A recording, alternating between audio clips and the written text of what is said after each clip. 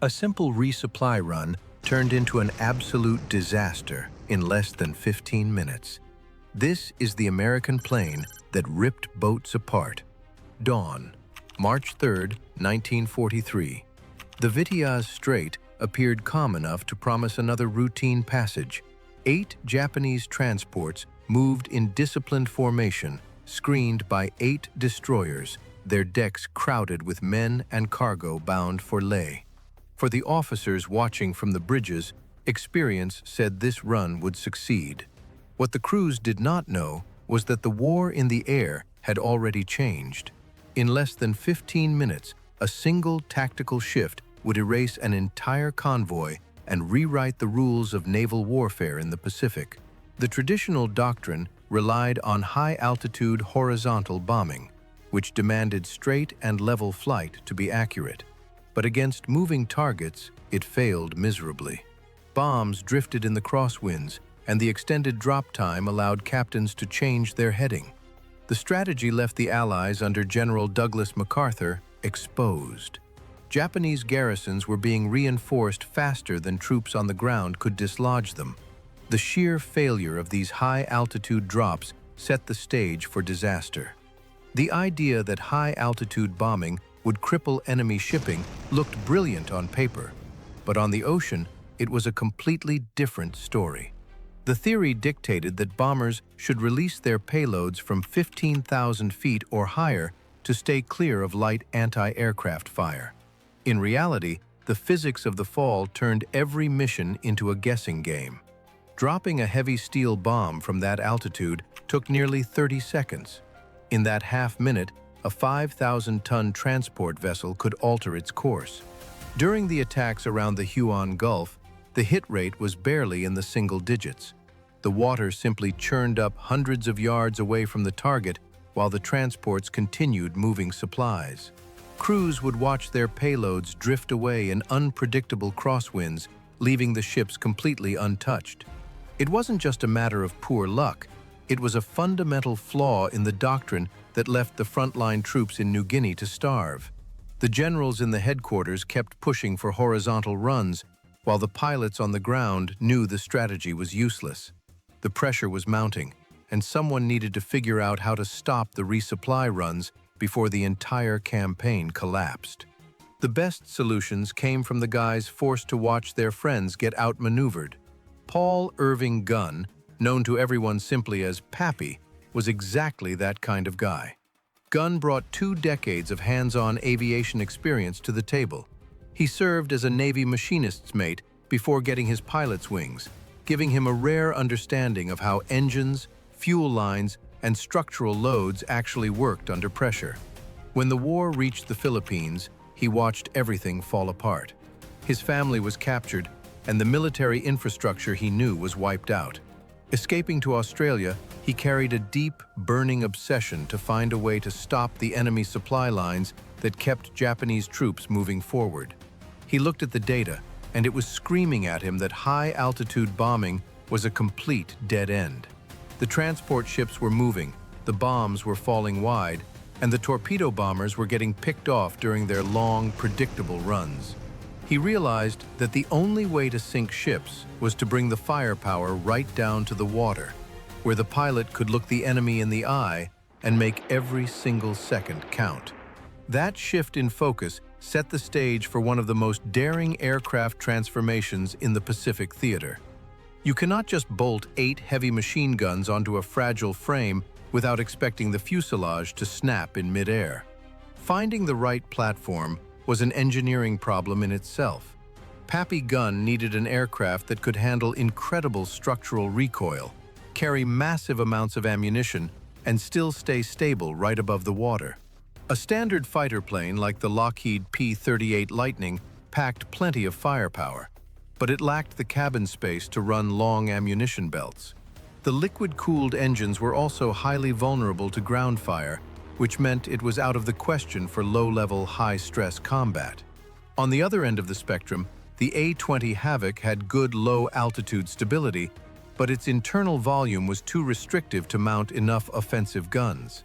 The North American B-25 Mitchell was the only machine in the Pacific that offered the perfect compromise. Its twin-engine design provided excellent reliability over vast stretches of open water, and its deep, spacious fuselage allowed mechanics the room they needed to reinforce and load out the forward section for heavy strafing. Modifying the nose required removing the bombardier station and completely rebuilding the internal frame under harsh field conditions. This was not a standard factory-authorized upgrade. It was a brutal, practical rebuild done with basic tools at forward operating airfields. The structural modification required cutting away the glass canopy in the front and replacing it with a custom metal fairing. Mechanics had to weld heavy steel plates and support beams directly into the frame to absorb the brutal, continuous recoil of multiple .50 caliber machine guns firing simultaneously. Ammunition boxes were placed right behind the bulkhead to feed the guns continuously. Flexible, custom-built chutes were angled carefully so the heavy brass rounds would not jam while the pilot threw the plane into violent banking turns. It was a delicate balance. Technicians had to make sure the weight distribution did not throw the center of gravity off. If it was too front-heavy, the pilot would lose the ability to pull out of a low dive. Every weld was tested in the air, creating a truly dangerous gunship from an otherwise routine bomber. Flying at 50 feet above the waves meant looking directly into the muzzle flashes of enemy anti-aircraft gunners. The tactic demanded a total shift in how the pilots approached a target. The low-altitude strike profile unfolded in three brutal, distinct phases. First was the ingress. The B-25s flew in at a medium altitude to remain hidden from the early warning network before dropping to wave-top height miles away from the target. Second was the suppression phase. At roughly 1,500 yards, the pilot lined up the nose and held the trigger down. A massive volume of armor-piercing incendiary rounds tore through the target's gun shields, destroying defensive positions and blinding the bridge crew. Finally, the skip bombing phase.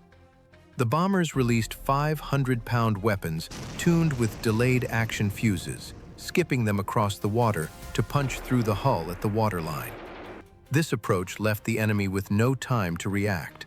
The planes moved too fast and too low for heavy anti-aircraft batteries to track them, leaving the Japanese transports utterly helpless against the storm of iron.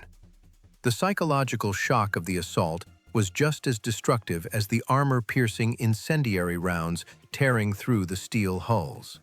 When the modified B-25 Mitchells leveled out over the Vitiaz Strait, the Japanese sailors manning the anti-aircraft batteries expected the usual high-altitude misses. Instead, they stared directly into the roaring muzzles of the low-level gunships. The concentrated .50 caliber fire swept the decks, cutting down gun crews and smashing the communication lines of the screening destroyers. With the upper works of the transports completely devastated, the vessels lost steering control and could not coordinate defensive maneuvers. The physical destruction was absolute. All 8 troop transports and 4 destroyers were sunk. Over 6,000 soldiers and vital supplies never made it to the front line at Lae. The Japanese logistics network in New Guinea suffered a blow from which it never recovered. This operational breakdown was carried out by frontline mechanics who decided that traditional doctrine had run its course. The conversion of the B-25 Mitchell proved that battlefield adaptation wins wars when factory production lags behind. After the disaster in the Bismarck Sea, Imperial Japanese Navy Command realized that attempting to reinforce or resupply forward bases during daylight hours was simply suicidal. They were forced to abandon surface transport in favor of slow, risky submarine runs and nighttime barge movements. This tactical shift starved their garrisons of ammunition, medical supplies, and food, effectively crippling the entire land campaign in the Southwest Pacific without a massive fleet engagement. The success of the gunship nose reshaped how the Allied air forces approached anti-shipping operations. It demonstrated that speed and low-altitude firepower could neutralize even the heaviest naval defense networks. The lesson remains clear and relevant. When high command relies on static doctrine, it is the frontline operators who pay the ultimate price. True victory goes to the side willing to innovate and adjust its tools in the face of survival.